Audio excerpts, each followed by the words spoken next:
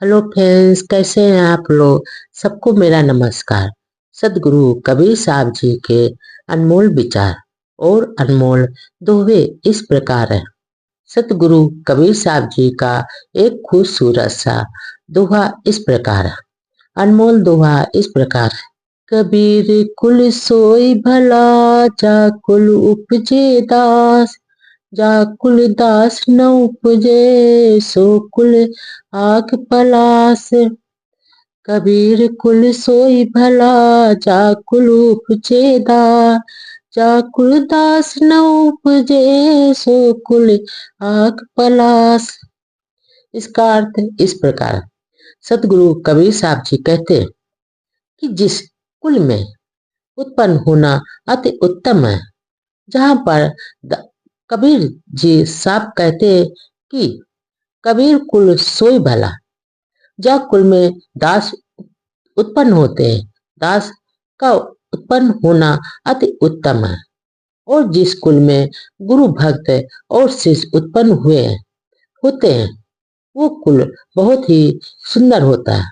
और जिस कुल में भक्त उत्पन्न नहीं होता, जिस कुल में सदगुरु कबीर साहब जी कहते हैं, जिस कुल में शिष्य उत्पन्न होते हैं, दास उत्पन्न होते हैं, भक्त गुरु और शिष्य उत्पन्न होते हैं, वो कुल भक्त उत्पन्न नहीं होता। जिस कुल में भक्त उत्पन्न नहीं होता, उस कुल में जन्म लेना मदर और पलाश के समान, पेड़ के समान निरर्थक होते हैं। उस कुल में जन्म लेना, वो पेड़ मदार के समान होते हैं और पलाश के पेड़ के समान निरर्थक होते हैं। सदगुरु कबीर साहब जी का एक और खूबसूरत सा दोहा इस प्रकार। पढ़ पढ़ के पत्थर भय, लिखी भय जुटई। कबीर अंतर प्रेम का, लागी नेक न छीर। पढ़ पढ़ के पत्थर भय, लिखी भय जुटई। कबीर अंतर प्रेम का, लागी नेक न छीट। इसका अर्थ इस प्रकार है। सदगुरु कबीर साहब जी अपने ज्ञान के संदेश में देते हुए, अपने उपदेश और ज्ञान के संदेश देते हुए कहते हैं कि जो इंसान बहुत अधिक पढ़ लिख जाता है, जो लोग पढ़ लिख ज्यादा जाते हैं, वो लोग पत्थर के समान हो जाते हैं। और वो लोग जो उनका वो पत्थर के समान तो हो जाते हैं, और वो ईंट पर लिख लिख कर ईंट के समान अति कठोर हो जाते हैं, बहुत कठोर हो जाते हैं।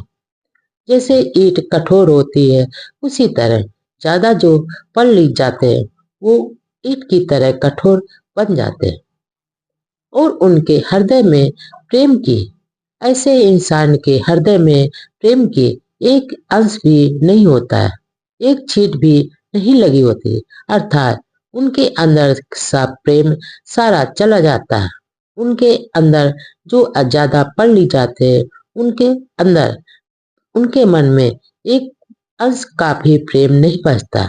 और न जाने जिस कारण वे सच्चे मनुष्य नहीं बन सकते और कभी नहीं बने हैं।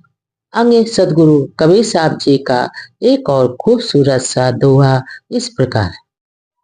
शब्द जुए सा बोलिए, मन का आपा खोए। औरन को शीतल करे, आपो को सुख होए। शब्द जुए सा बोलिए, मन का आपा खोए। औरन को शीतल करे, आपो को सुख होए। इसका अर्थ इस प्रकार है। सदगुरु कबीर साहब जी कहते हैं कि ऐसी इंसान को ऐसी बाणी बोलना चाहिए जिसमें अहंकार का नाम ना हो, अहंकार का अंश ना हो। ऐसा बोलना चाहिए, ऐसी बाणी बोलनी चाहिए जिसमें अहंकार बिल्कुल भी नहीं होना चाहिए। और उसकी बाणी सुनकर, जो उसकी बाणी सुने तो सुनकर दूसरों को भी खुश करे, करे, पुलकित हो जाए। ऐसे इंसान को ऐसी बाणी बोलना चाहिए जो दूसरे लोग सुने तो उसकी बाणी को सुनकर खुश हो जाए, प्रसन्न हो जाए और अपने मन को भी शांति प्राप्त हो जाए। यानी जो सुनने वाला भी सुख खुश हो जाए, उसका मन भी शांत हो जाए और जो बोल रहा है उसको भी शांति मिल जाए।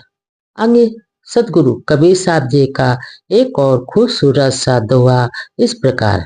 जंत्र मंत्र सब झूठ है, मत भरमो जग कोय, सार शब्द जाने बिना कागा हंस न हो। जंत्र मंत्र सब झूठ है, मत भरमो जग कोय, सार शब्द का जान बिना कागा हंस न होय। इसका अर्थ इस प्रकार है। सदगुरु कबीर साहब जी कहते हैं, जंतर मंतर का आडंबर सब जो जंतर मंतर का आडंबर करते हैं, उनका सब ये आडंबर सारे झूठे हैं और इसके चक्कर में पढ़कर मनुष्य अपना जीवन व्यर्थ में गंवा देते हैं। जो इसके आडंबर जंतर मंतर के चक्कर में पड़ता है झूठे, वो सारे झूठ है और इंसान मनुष्य इसके चक्कर में झूठे जंतर मंतर के चक्कर में पड़कर अपना सारा जीवन व्यर्थ में गंवा देते हैं। और जो गुण ज्ञान के बिना, सदगुरु कबीर साहब जी आगे कहते हैं, जिसके पास जो ज्ञान के बिना कौवा कदापि कौवा हंस नहीं बन सकता। कौवा कौवा होता है और हंस हंस होता है। जो दुर्गुण से भरपूर होते हैं, अज्ञानी होते हैं, वो कभी ज्ञानवान नहीं बन सकते। सतगुरु कहते हैं कि जो दुर्गुण होते हैं, वो अज्ञानी होते हैं, वो कभी भी ज्ञानवान नहीं बन सकते।